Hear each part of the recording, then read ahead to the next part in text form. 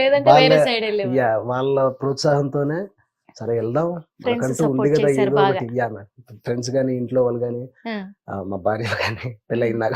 మీ friends ఎవరైనా చెప్పగలరా live లో మీరు ఎలా చెప్తారు మిమిక్రీ అనేది? మీ క్లోజ్ ఫ్రెండ్స్ ఇప్పుడు చేస్తేనా, ఇప్పటికిప్పుడు అంటే I will try lift madam. చేస్తారు కదా, చేస్తాను. నేనే అడుగుతా, నాకు కాల్ కలిపి ఇవ్వండి చాలు. ఓకే. హలో బిటు, నేను స్టూడియోలో ఉన్నా, హిట్ టీవీలో. ఒక్కసారి మేడంతో మాట్లాడు ఒకసారి. హాయ్ బిట్టు గారు, నేను హిట్ టీవీ స్టూడియో నుంచి యాంకర్ ని మాట్లాడుతున్నాను. ప్రస్తుతం సాయి కుమార్ గారు మా స్టూడియోలో ఉన్నారు. ఇక్కడే ఉన్నారు, మేమే బంధించేసాము ఒక 1 hour పాటు. తను ఒక మంచి ఆర్టిస్ట్, మిమిక్రీ ఆర్టిస్ట్ అని మేము అనుకుంటున్నాము. మీ ముందు కూడా చేస్తూ ఉంటారు కదా మిమిక్రీ, మీకు ఎలా అనిపిస్తుందండి? అయ్యో, చాలా అద్భుతంగా అండి. చిన్నప్పటి నుంచి ఒకటే దగ్గర ఉన్నాము కాలనీలో. పంచులు చూస్తున్నాగా, ఆయన చాలా మంచిగా చేస్తున్నాడు. అసలు ఒక 2 వాయిస్లు ఇప్పుడు విన్నాము స్టార్టింగ్ లోనే, మామూలుగా లేవు, సూపర్. అసలు సీఎం రేవంత్ రెడ్డి గారిని ఇక్కడ దించేశాడు అన్నట్టు మా ఈటీవీ స్టూడియోలో. చాలా బాగా చేస్తారు రేవంత్ రెడ్డి గాని, ప్లస్ కేపాల్, ఇంకా బాగా చేస్తారు. అసలు బాగుంది. మీరు ఇప్పుడు చిన్నప్పటి నుంచి కూడా ఒకే ఏరియా అన్నారు కదా, కానీ ఇక్కడ సాయి కుమార్ గారు ఏం చెప్తున్నారంటే, నేను మంచిగా ఇంత బాగా నేను మిమిక్రీ చేయడానికి గల కారణము నా ఫ్రెండ్స్ అని చెప్తున్నారు. అవునవును, చిన్నప్పటి నుంచి ఎంకరేజ్ చేసేది. తనకు చాలా టాలెంట్ ఉంది వాస్తవం చెప్పాలంటే. అవును, అదైతే వాస్తవం. కాలేజ్ లో గానీ, స్కూల్లో గానీ, కాలనీలో ఏమన్నా మా వినాయకుని దగ్గర ఈవెంట్స్ అయినా గానీ తనే బాగా ఎంటర్టైన్మెంట్ చేస్తారు. తన గురించి చెప్పాలంటే మీరు ఒక మీ మాటలో, మీ ఉద్దేశంలో ఒక మాట ఏం చెప్తారు? మంచి వ్యక్తి, ఓకే, హెల్ప్ చేస్తాడు పబ్లిక్. అంటే మా కాలనీ వరకు అయితే మేము చూస్తుంటాం కదా, ఒక మంచి టాలెంట్ ఉన్న వ్యక్తి. ప్రజెంట్ మంచి ప్లాట్ఫామ్ దొరికింది బిగ్ టీవీ అనేది అని మేము అనుకుంటున్నాం. హిట్ టీవీ, బిగ్ టీవీ అనేది మంచి ప్లాట్ఫామ్ తనకి, ఎందుకంటే తను చాలా ఛానల్ చేసి వచ్చాడు. ఓకే, ఇక ప్రజెంట్ ఇప్పుడు బిగ్ టీవీ అనేది మంచి ప్లాట్ఫామ్. బిగ్ కాదండి మాది hit TV. Hit TV. Okay, కానీ మొత్తానికి అయితే మంచి కాంప్లిమెంట్ ఇచ్చారు మీ ఫ్రెండ్ కి. మాకు కూడా ఎంకరేజ్మెంట్ కూడా తనకు ఉండాలని అనుకుంటున్నాం. ఖచ్చితంగా అండి, ఖచ్చితంగా 100% ఉంటుంది. మా తరఫు నుంచి అయితే 100% తనకు సపోర్ట్ ఉంటుంది. Thank you so much. Thank you. Right Bittu, bye. అడగగానే కూడా చెప్పేస్తున్నారు ఎంత చక్కగా. చిన్నప్పటి నుంచి కలిసి ఉన్నాము అంటే, చిన్నప్పటి నుంచి కూడా మీ ఫ్రెండ్షిప్ ఎక్కడ కూడా డిస్టర్బ్ అవుతూ రాలేదు. ఇప్పుడు మా కోసం మేము అడుగుతున్నాం, కేసీఆర్ గారి వాయిస్ ఏం చెప్పండి? KCR, definitely there are many cause and concentrations which I won't don't talk. ఉన్నదానే కొంచెం సిగ్గు ఉండాలి కదా, బుద్ధి ఉండాలి కదా. మర్చిపోయారా? I'm sorry, I'm really sorry. అర్థం కావాలి కదా మీకు కూడా. ఇట్లా మాట్లాడతారా? ఇదేనా మాట్లాడేది? పద్ధతి ఉండాలి కదా. ఐఎమ్ సారీ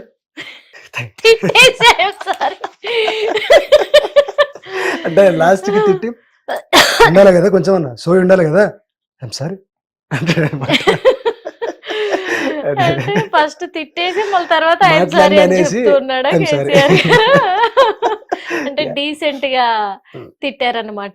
అంతేనా? డీసెంట్ గా తిట్టేసి, ఆయన పెద్ద అయినా కదా, డీసెంట్ గా తిట్టేసి డీసెంట్ గా మళ్ళీ సారీ చెప్పాడు. ఇంకొక విషయం కూడా, ఆయన అంత పెద్ద అయినా కదా తిట్టాడు, మళ్ళా తన వయసును అంటే వయసును దృష్టిలో పెట్టుకోకుండా తిట్టాను కదా అని ఒక కృతజ్ఞత భావంతో మళ్ళీ సారీ చెప్పాడు కదా.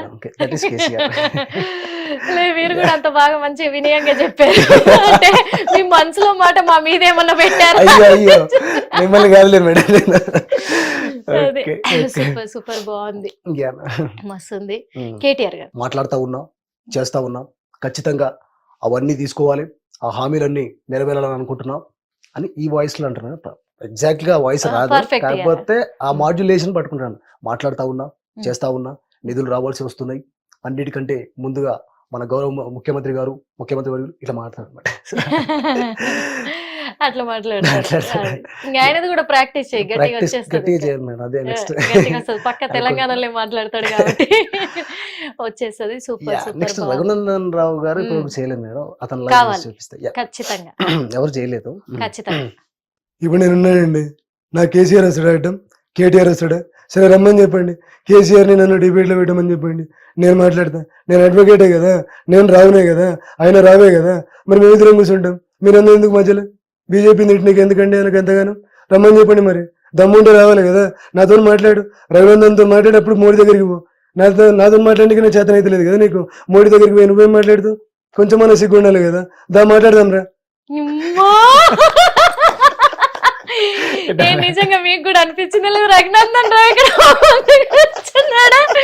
నేను మధ్యలో ఫ్లోలో ఆపొద్దని చెప్పేసి నేను ఆగిపోయినా గానీ అబ్బా అబ్బా అబ్బా, నిజంగా ఇప్పటి వరకు రఘునందన్ రావుది ఎవ్వరు చేయలేదు, మీరు మాత్రం చేశారు. నిజంగా హ్యాట్స్ ఆఫ్. ఎందుకంటే జిరాక్స్ అసలు ఆయన ఇంక ఇక్కడ ఉన్నాడు, ఎవరైనా కళ్ళు కనిపించకపోతే మాత్రము ఎదురుగా ఉన్నది రఘునందన్ రావే అనుకుంటారు. నిజమా?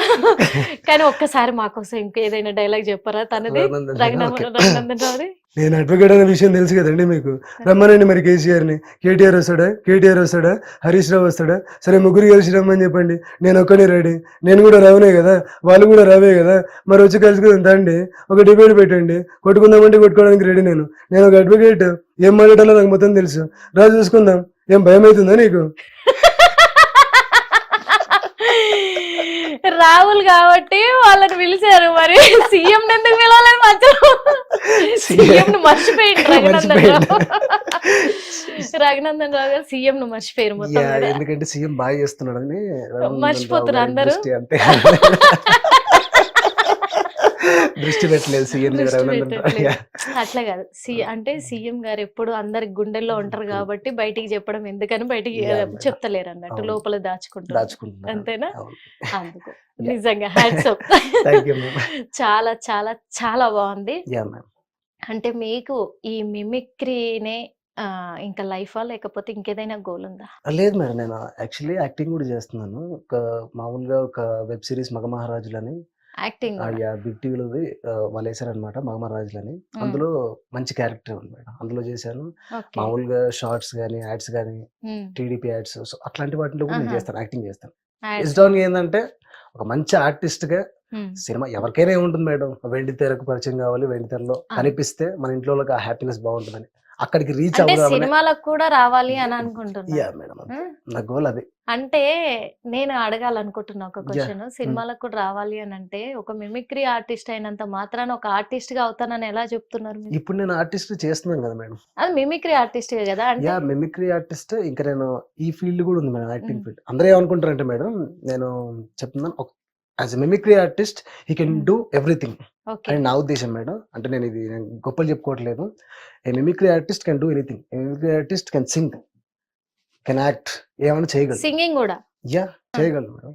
అంటే ఆల్రౌండర్ అనుకుంటున్నాను. మిమిక్రీ ఆర్టిస్ట్ అంటే ఆల్రౌండర్ అని నా ఉద్దేశం ప్రకారం నేను అనుకుంటాను. అంటే అంత టాలెంట్ నీలో ఉందనుకుంటున్నాను. షూర్ మేడం, అనుకుంటున్నా. అంటే అంత టాలెంట్ ఉంది అనుకోవట్లేదు మేడం, ఏదో టాలెంట్ ఉంది అని అనుకుంటున్నాను అంతే. ఏదో టాలెంట్ ఉంది, ఆ టాలెంట్ తో ముందుకు వెళ్ళాలి. ఎందుకంటే నేను చెప్పను మేడం, మనకంటే కింద ఉన్న వాళ్ళు కూడా వెళ్ళిపోతారు కదా. సో చాలా మంది కూడా నేను ఆర్టిస్ట్ అవుతాను అని చిత్ర పరిశ్రమకు చాలా మంది వస్తున్నారు. టాలెంట్ ఉన్నోడు వస్తున్నాడు, లేనోడు వస్తున్నాడు. నేను అయిపోగలను, నేను అవుతాను, నాకేం తక్కువ అని మాట్లాడుతున్నారు. కళామ తల్లి అందరికి, ఆమె కళామ తల్లియే, అందరు కళామ తల్లి బిడ్డలే కాదనట్లే, కానీ వాళ్ళ ఫ్యూచర్ మర్చిపోయి వాళ్ళ భవిష్యత్తును వాళ్ళ అంచనా వేసుకోలేక ఇందులోకి వచ్చి కష్టాలు పడుతున్నారు. వాస్తవం పడుతూనే ఉన్నారు. అది వాళ్ళ టాలెంట్. అంటే ఒక ఓవర్ కాన్ఫిడెన్స్ వల్ల ఇందులోకి వచ్చిన తర్వాత వాళ్ళు అంటే నేను చేయలేకపోయాను, అంటే నాది ఇది లేదు, నా దగ్గర టాలెంట్ లేదని ఇళ్ళకి వచ్చిన తర్వాత గమనించుకోవడం వల్ల వాళ్ళు స్ట్రగుల్స్ అనుభవిస్తున్నారు కదా. అలా మీరు కూడా ఏమైనా ఓవర్ కాన్ఫిడెన్స్ తో చెప్తున్నారా? లేదు మేడం, నేను ఓవర్ కాన్ఫిడెన్స్ చెప్పట్లేదు, కాన్ఫిడెన్స్ తో చెప్తున్నాను అంతే. ఆర్టిస్ట్ అవుతారు. ఆర్టిస్ట్ అవ్వాలి. మిమిక్రీ గురించి నేను మాట్లాడను, ఎందుకంటే ఆల్రెడీ విన్నాను కాబట్టి. మిమిక్రీలో ఇంకా నేను ఏం చెప్పలేను మీకు. మిమిక్రీలో ట్రై అనేది 100% చేయాలి మేడం. నేను ఆ ట్రయల్స్ లో ఉన్నా అంతే. 100% చెయ్యాలి ట్రై. సరే మనం అక్కడికి రీచ్ కాకపోతే అక్కడికి వెళ్ళకపోయినా కనీసం ఇక్కడ దాకైనా వెళ్తాం కదా అనేది నాది అంతే. అంతే ఏదో ఒక రకంగా మనకైతే ఉండాలి కదా మేడం. అది అది అంటే అక్కడికి రీచ్ కాకపోయినా మీరు రాలేదు no over confidence, only try confidence చేస్తే అవుతానేమో అని ఇదిలో వచ్చాను అంతే. వచ్చారు. ఇంట్లో వాళ్ళ సపోర్ట్ ఎలా ఉంది మీకు? ఏ బాగుంటుంది మేడం. అమ్మా నాన్నది? అమ్మా నాన్న మెయిన్ గా మా వైఫ్ కూడా బాగా సపోర్ట్ చేస్తారు. వైఫ్ కూడా సపోర్ట్ చేస్తారు. వైఫ్, 2 పిల్లలు. 2 పిల్లలు కూడా. పర్లేదు. అంటే పిల్లల్ని కూడా ఏమైనా మిమిక్రీ ఆర్టిస్ట్ చేద్దాం అనుకుంటున్నారా, డైరెక్ట్ ఆర్టిస్ట్ అయినా? వాళ్ళ ఇష్టం మేడం, ఏమనుకుంటే వాళ్ళ ఒపీనియన్ వాళ్ళది. నేను డాక్టర్ చేయాలనుకున్న పెద్ద అమ్మాయిని ఓకే చూద్దాం. ప్రస్తుతానికి అయితే ఎల్కేజీ చేస్తుంది.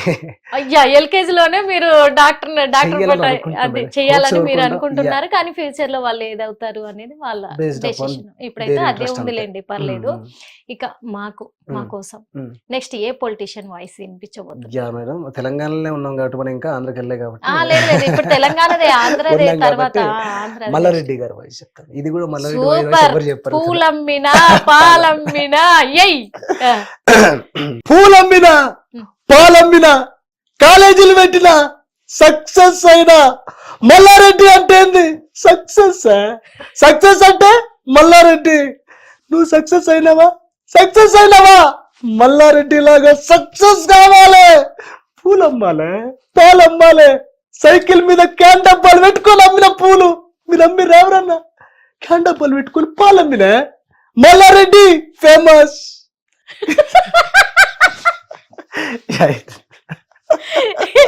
సైకిల్ మీద పాల క్యాన్ పెట్టుకొని అమ్ముడైతే కరెక్టే.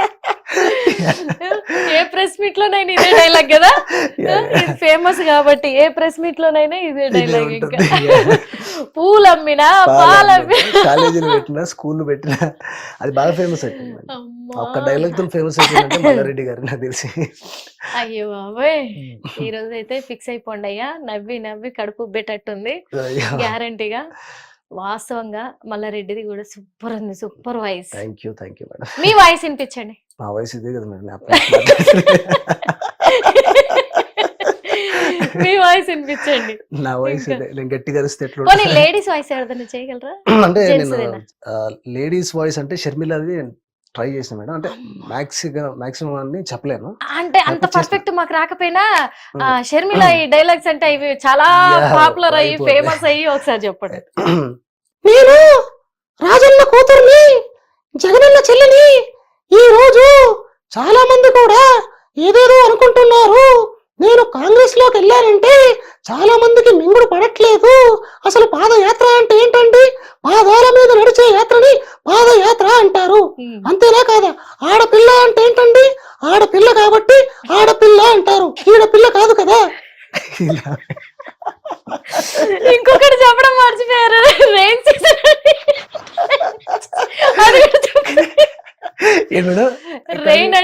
సీజన్ అంటే ఏంది? రెయిన్ వచ్చేసి ఎందుకంటే రెయిన్ వచ్చే సీజన్ కాబట్టి. ఈ డైలాగులు మాత్రం మస్తు ట్రోల్ అయినాయి, అసలు ఫేమస్, పిచ్చి ఫేమస్ అయినాయి. ఆడపిల్ల అంటే ఏంది? ఆడపిల్ల కాబట్టి అది ఈడపిల్ల కాదు. పాదయాత్ర అంటే పాదాల మీద నడిచే యాత్ర. షర్మిలకు ఒక్కరికే సాధ్యమైంది ఇవి చెప్పడము. వాస్తవంగా ఇలా ఎవరు చెప్పలే. ఇప్పుడు పూలమ్మినా పాలమ్మినా అనేది మల్లారెడ్డికి అయింది, షర్మిలకేమో ఈ పాదాల మీద యాత్ర. వీళ్ళు మాత్రమే చెప్పగలరు, అందరు చెప్పలేరు. బండి సంజయ్ వాయిస్ కావాలి. బండి సంజయ్ అమ్మో నేను ఇప్పుడు ట్రై చేయలేదు మేడం. అసలు ట్రై చేయలేదా? అస్సలు చేయలేదు. బండి సంజయ్ అసలు చేయలేదు, అస్సలు చేయలేదు. బండి సంజయ్ ఓకే. ఏపీలోకి వెళ్ళి ఉంటుంది కానీ అతను ఏంటంటే కొంచెం అగ్రెసివ్ గా ఉంటుంది అన్నమాట వాయిస్.